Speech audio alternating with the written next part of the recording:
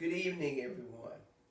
Thank you again for coming on our channel and uh, enjoying the word. I'm getting a lot of feedback from people who are listening to the messages and they said God is speaking to them. And that is why we started this in the first place. So I'm grateful to the Lord and I'm grateful to you for tuning in. Tonight, we're going to talk about something. I asked God to show me something, and He began to explain it to me with one word. And what I asked God to show me, we have to go back to a lesson that I've taught. I think I've taught it twice before, and it's from Romans 12, verse 2. And it talks about us not being conformed to the world, but being transformed by the renewing of our mind. And I asked God, show me what a renewed mind is. How does that function? What does that entail? And God gave me a word. For me to understand it, He gave me one word, and that word was condition. So I had to keep listening because I'm trying to figure out, God, what are you trying to tell me? And this is what He made me to understand. He said that the reason why we don't experience the transformation that a renewed mind will give us is because we want to try to change our minds rather than allow His Spirit to renew it. He said we don't want to be conditioned. We have already committed to what we believe, what we think is right, what we will allow to go on in our lives. And yet, a lot of those things are the things He's trying to eliminate. He said we have to understand how to respect our challenges the same way we respect opportunity. That's interesting. Because we want opportunities to come. We want doors to open. We want things to materialize. We want to be better and we want to do things better. We want great things out of life.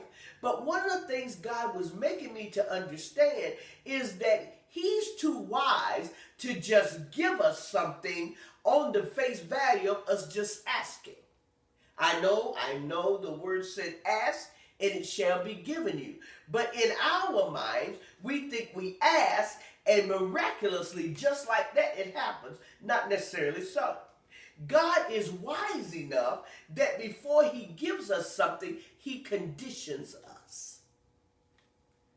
We don't want conditioning.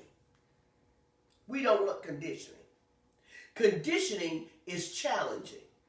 There's no gratification in being conditioned.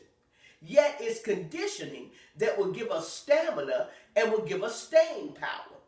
For example, we would never give a 5-year-old child a set of keys and to our car and say, go drive. Not unless we crazy too. The reason why, and it goes so much further than the fact that a 5-year-old is too young to drive.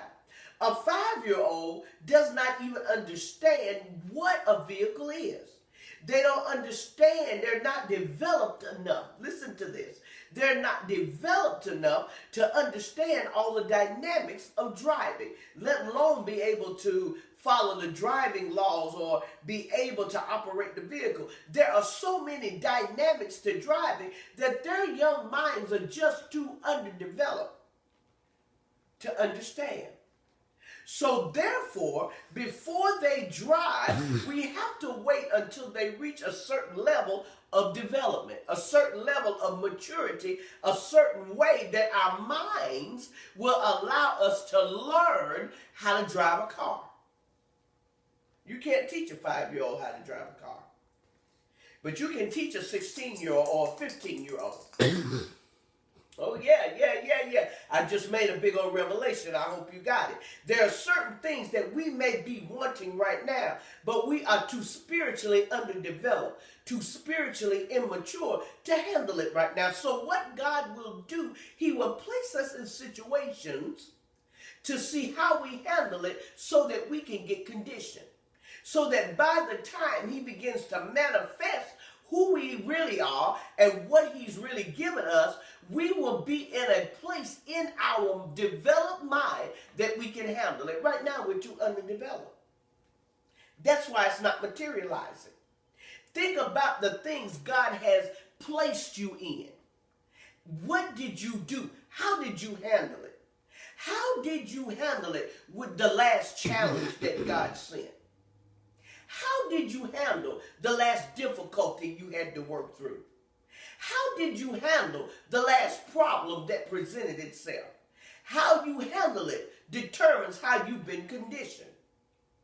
Your mind will only renew when you learn how to handle a challenge. That's when transformation comes. That's when development comes. That's when maturity comes. For this new year that's coming up, there are many opportunities, but there are also many challenges. And what God wants us to do is respect challenges with the same respect that we respect opportunities. For it's the challenges that will give us the stamina to hang when God starts giving us the opportunities. I thank you for your time. I'll see you next week.